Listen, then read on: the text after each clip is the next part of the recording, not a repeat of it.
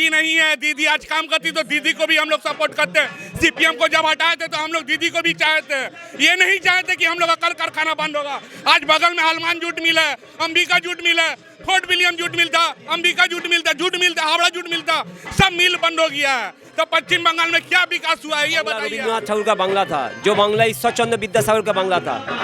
आज वही बांग्ला का नाम मिट्टी में मिला दिया ममता बनर्जी। आज बांग्ला का आदमी जब एक टाइम में बाहर जाता था इंडिया का दूसरा स्टेट में, तब बोलता है बंगाली आइए आइए, कितना इज्जत मिलता था। और आज बंगाल से आया सुन के आदमी एक तो कुर्सी नहीं देता है बैठने के लिए, बात भी नहीं करना चाहता है। हम लोग का बांग्ला का आज कितना हाल कर दिया, बुरा हाल कर दिया ममता बनर्जी। महिला सीएम के रहते महिला सुरक्षित है नहीं है। 1000 रुपए लक्की भंडार दे करके सोचती है कि महिलाओं का खरीद ले, वो मुमकिन नहीं है।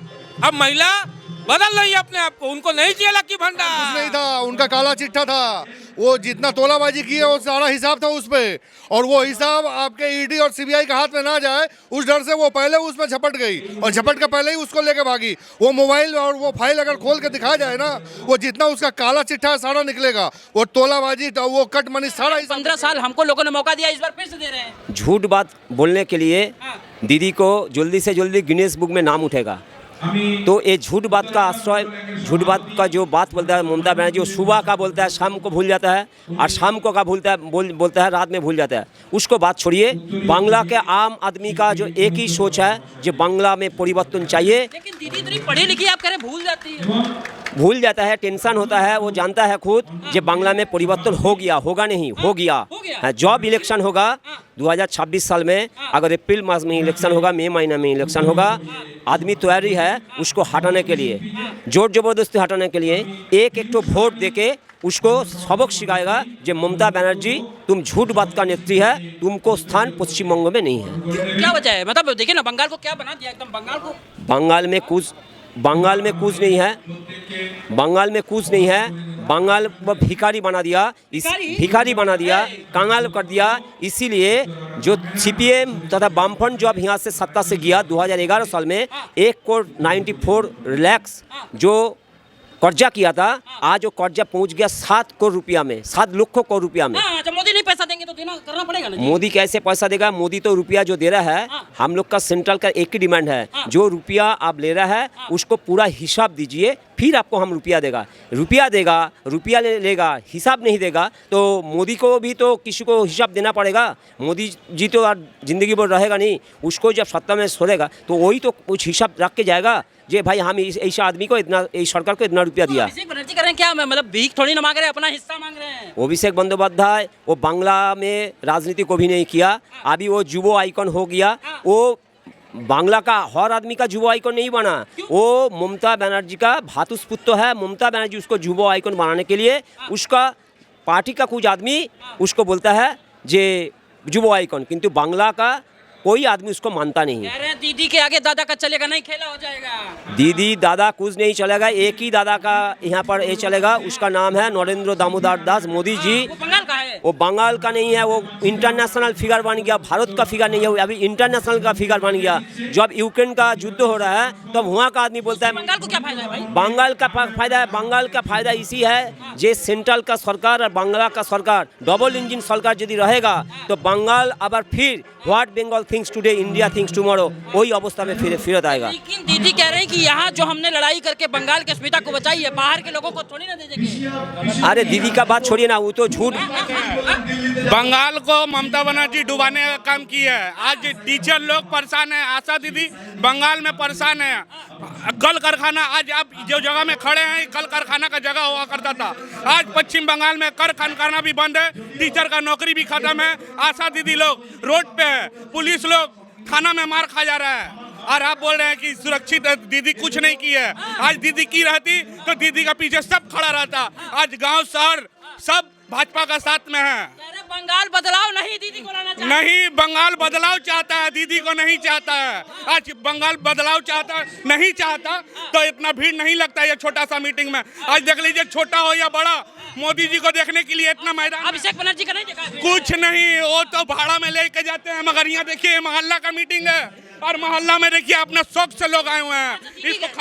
दीदी से इतनी एलर्जी किस बात की है? दीदी से एलर्जी नहीं है, दीदी आज काम करती तो दीदी को भी हम लोग सपोर्ट करते हैं। सीपीएम को जब हटाए थे तो हम लोग दीदी को भी चाहते, ये नहीं चाहते कि हम लोग का कल कारखाना बंद होगा। आज बगल में हनुमान जूट मिल है, अंबिका जूट मिल है, फोर्ट विलियम जूट मिलता, अंबिका जूट मिलता, हावड़ा जूट मिलता, सब मिल बंद हो गया है। तो पश्चिम बंगाल में क्या विकास हुआ है ये बताइए आप। दीदी के राज में आज वकील बहन भी रेप हो जा रहा है, डॉक्टर बहन का रेप हो जा रहा है। आज बोल रहे हैं बंगाल सुरक्षित है, क्या बात में सुरक्षित है ये बताइए आप। एक बात तो लाइए। नहीं, अब मोदी जी को लाएंगे और बंगाल को दिखाएंगे कि बंगाल क्या डबल इंजन का सरकार रहेगा, बंगाल को सुरक्षित करके दिखाएगा। संभव है दीदी को हटाना, संभव है? क्यों नहीं है?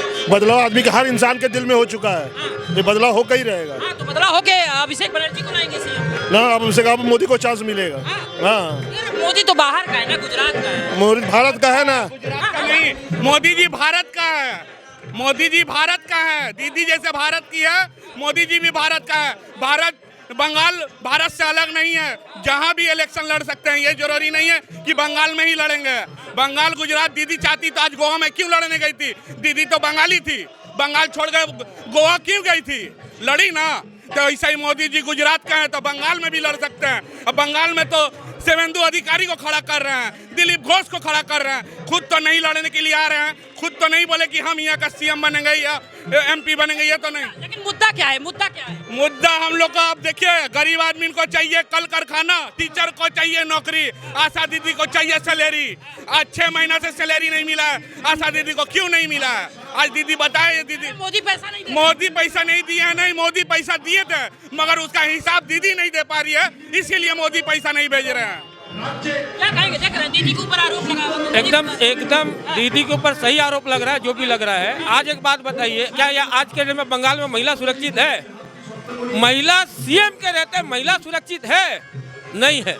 1000 रुपए लक्की भंडार दे करके सोचती है कि महिलाओं का खरीद ले, वो मुमकिन नहीं है। अब महिला बदल रही है अपने आप को, उनको नहीं चाहिए लक्की भंडार। इस बार उनको उन्नयन चाहिए। लेकिन बीजेपी भी तो कह रही लक्की भंडार देंगे। देखिए, लक्की भंडार चलेगा, प्रकल्प, हर प्रकल्प चलेगा। यहाँ पे दीदी का जितना प्रकल्प है सबको लागू किया जाएगा, लेकिन नाम वही रहेगा। लेकिन देखिए, सेंट्रल गवर्नमेंट और बंगाल गवर्नमेंट, दीदी ये कहती है कि बंगाल को गलत मैसेज दिया जा रहा है, कोई गलत, बंगाल के विकास को गलत मैसेज दिया। उल्टा दीदी गलत मैसेज दे रही है। यहाँ के अल्पसंख्यक लोगों को, अल्पसंख्यक लोगों को गलत मैसेज दे रही है। मोदी जी 3000 देंगे, दीदी 1000 दे रही है, मोदी जी 3000 देंगे, मगर कोई माँ बहन को पीठा बनाने के लिए पार्टी ऑफिस में नहीं बुलाया जाएगा। कोई पार्टी ऑफिस में नहीं। बहन लोग के लिए मशीन खरीदने के लिए पैसा देंगे कि बिजनेस करो, पीठा बनाने के लिए 1000 देकर अपना ऑफिस में नहीं बुलाया जाएगा रात को। ये बंगाल का सुरक्षित मोदी जी करेंगे, अमित शाह जी करेंगे। युवा है अभिषेक बनर्जी, अभिषेक बनर्जी को नहीं पसंद कर सकते हैं। अभिषेक बनर्जी किए क्या है बंगाल के लिए बताइए? बंगाल के लिए किए क्या है? वोट चोरी करके आप कोयला चोरी कर रहे हैं, बालू चोरी कर रहे हैं, और उनको हम लोग अपना नेता कैसे बना ले? आज हम गार्जियन को चोर बनाते हैं तो हम भी लोग कल का डेट में चोरी बनेंगे।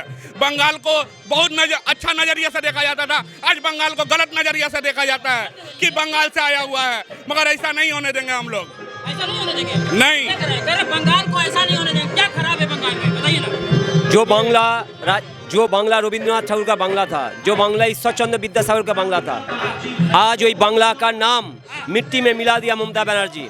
आज बांग्ला का आदमी जब एक टाइम में बाहर जाता था इंडिया का दूसरा स्टेट में, तब बोलता है बंगाली आइए आइए, कितना इज्जत मिलता था। और आज बंगाल से आया सुन के आदमी एक तो कुर्सी नहीं देता है बैठने के लिए, बात भी नहीं करना चाहता है। हम लोग का बांग्ला का आज कितना हाल कर दिया, बुरा हाल कर दिया ममता बनर्जी। हम लोग चाहता है कि जितना जल्दी से जल्दी इलेक्शन हो और ममता बनर्जी को इस सत्ता से 9 करोड़ 30 लाख मानुस वोट देकर इसको हराएगा। संभव है? क्या नहीं संभव है? आप क्या कहना चाहेंगे? कोशिश करेंगे, संभव क्यों नहीं है, कोशिश करेंगे, क्यों नहीं, हटाना जरूरी है इनको। देखिए, आज सबसे बड़ी बात है कि आज आज बंगाल के लोगों को गलत नज़र से पूरे देश में इसलिए देखा जा रहा है क्योंकि दीदी जो है ना, बाहर के लोगों को, विदेश के लोगों को, जो बांग्लादेशी मुसलमान हैं या जो भी हैं, उनको जो यहाँ ला करके यहाँ के बासिंदा बना रहे हैं ना, इस कारण से आज पूरे भारत में चीची हो रहा है हम लोगों के लिए। बंगाल के लोगों का चीची हो रहा है। जो बंगाली हिंदू है उनके ऊपर आज सवाल उठ रहा है। दीदी को लेकर क्या कहना चाहेंगे? कैसा काम रहा 15 साल? 15 साल तो ऐसा काम रहा कि ये इतिहास बन जाएगा, कभी लोग भूल ही नहीं पाएंगे। यहाँ पे हिंदू भाषी बांग्ला भाषी किया जा रहा है। यहाँ पे बांग्लादेश बनाने का एक कूटनीतिक चला जा रहा है और ये कूटनीति ऐसा चल रहा है कि अगर इस बार 2026 में दीदी को अगर हम लोग सारे लोग मिलकर नहीं हटाएं तो आने वाले 2-3 साल में ये पूरा बांग्लादेश बन जाएगा। क्यों हटाना चाहते हो? मंदिर वो बना रही हैं। कौन सा मंदिर बना रही है? वो जो दीघा में बनाई है वो तो कल्चरल सेंटर है, वो तो मंदिर नहीं है। मंदिर का हम लोग को मंदिर का दरकार नहीं है, बीजेपी का दरकार है। हम लोग को नौकरी चाहिए, मंदिर और मस्जिद नहीं चाहिए। बीजेपी कह रहे हिंदू मुसलमान करते हैं। दीदी तो कर रही है, रेड रोड में नमाज पढ़ रही थी। आज ये साल अब इलेक्शन आया तो मंदिर बनाने के लिए सोचने लगी। उतना दिन से क्या कर रही थी? हिंदू लोग को पिटवा रही थी। रामनवमी का शोभा यात्रा का हाई कोर्ट से परमिशन लेने के बाद भी हिंदू लोग मार खाया है। क्यों मार खाया है? दीदी उस समय नहीं देख रही थी। और दीदी बोलती है कि जीटी रोड से परमिशन था, बोलती है कि हम लोग फरसा रोड से परमिशन दिए थे। हम लोग को कागज भी देने के लिए तैयार थे कि जीटी रोड से परमिशन हम लोग को मिला था। लेकिन वो फाइल में क्या था जो अब दीदी फाइल लेके भागी है तो दीदी समझ लीजिए क्या कर सकती है। दीदी खाली चोरी कर सकती है। अब हम लोग को चोर नहीं चाहिए, अब हम लोग को चाहिए शुभेंदु अधिकारी चाहिए, हम लोग को दिलीप घोष चाहिए, हम लोग को सुकांतो मजूमदार चाहिए। अब हम लोग चोर लोग को नहीं रखेंगे, ना अभिषेक बनर्जी को रखेंगे, ना ममता बनर्जी को रखेंगे। और छुट्टी करना इस साल 2000 सोच रहा है। हम लोग एक ही बात सोचे, हिंदू राष्ट्र चाहिए हम लोग को। हिंदू राष्ट्र चाहिए और हम लोग को मोदी जी चाहिए और कोई नहीं चाहिए हम लोग को। सर चोर नहीं चौकीदार चाहिए जो अपने राज्य को चौकीदारी कर सके। वो फाइल लेके लोग भागे उसकी चौकीदारी कर सके। अच्छा क्या राय हो सकता है उसमें? वो हमारी पार्टी का सामान था उसमें। पार्टी का सामान कुछ नहीं था, उनका काला चिट्ठा था। वो जितना तोलाबाजी की है वो सारा हिसाब था उस पे, और वो हिसाब आपके ईडी और सीबीआई के हाथ में ना जाए उस डर से वो पहले उसमें झपट गई और झपट के पहले ही उसको लेके भागी। वो मोबाइल और वो फाइल अगर खोल के दिखाया जाए ना, वो जितना उसका काला चिट्ठा है सारा निकलेगा। वो तोलाबाजी वो कट मनी सारा हिसाब निकलेगा उसमें। मेरी पार्टी का कुछ दस्तावेज था भाई। पार्टी का दस्तावेज था तो फिर दिखाने में क्या दिक्कत था? पार्टी का दस्तावेज तो ओपन होना चाहिए, सार्वजनिक होना चाहिए, ना कि छिपा के रखा जाएगा। चुनाव है ना, उसकी मोनोपोली है। चुनाव है तो चुनाव उनका पर्सनल घर का है क्या? चुनाव तो लोगों के लिए है, तो लोगों को दिखाने में क्या है? दिखाओ वो मीडिया को खोलकर, उसमें क्या है? उसमें कुछ नहीं है। उसमें जो पेन ड्राइव और मोबाइल और वो जो फाइल है वो पूरी उसका काला चिट्ठा है। उसमें कहाँ से किससे कितना हिसाब लेना है, किसको कितने रुपए में नौकरी बेचना है, कौन सा कॉल माइन से कितना पैसा आया, कौन से डंपर से बालू का डंपर से कितना पैसा आया, भाईपों को सारा दिया जा रहा है। वो सारा हिसाब उसमें है। कह रहे दीदी के आगे दादा का नहीं चलेगा, खेला होगा। जनता बता देगी। 2026 सामने ही है। अभी ये 2 महीने बाद इलेक्शन है, 3 महीने बाद जनता दिखा देगी। दादा चाहिए दीदी, वो दीदी का कट मनी अब किसी को नहीं चाहिए। यहाँ नौकरी चाहिए। यहाँ पे वो ये सीढ़ी वो सीढ़ी कुछ नहीं चाहिए। 500-1000 रुपये नहीं चाहिए। जीविका चाहिए, नौकरी चाहिए। दे सकती है? नहीं दे सकती है, नहीं रखेंगे हम लोग, उखाड़ फेंकेंगे एकदम। इस बार दीदी 2026 दीदी का ये लास्ट है, उसके बाद दीदी अब नहीं आएगी। चलिए, बांग्ला में 9 करोड़ 30 लक्ष आदमी का एक ही डिमांड है, जो तृणमूल कांग्रेस का अपशासन और भाजपा का नेतृत्व में नया बांग्ला गठन करने के लिए हम लोग जो चेष्टा कर रहा है। बांग्ला का कृषक, श्रमिक, छात्र, युवा, महिला सर्वस्तर का आदमी है, सब हम लोग को सपोर्ट कर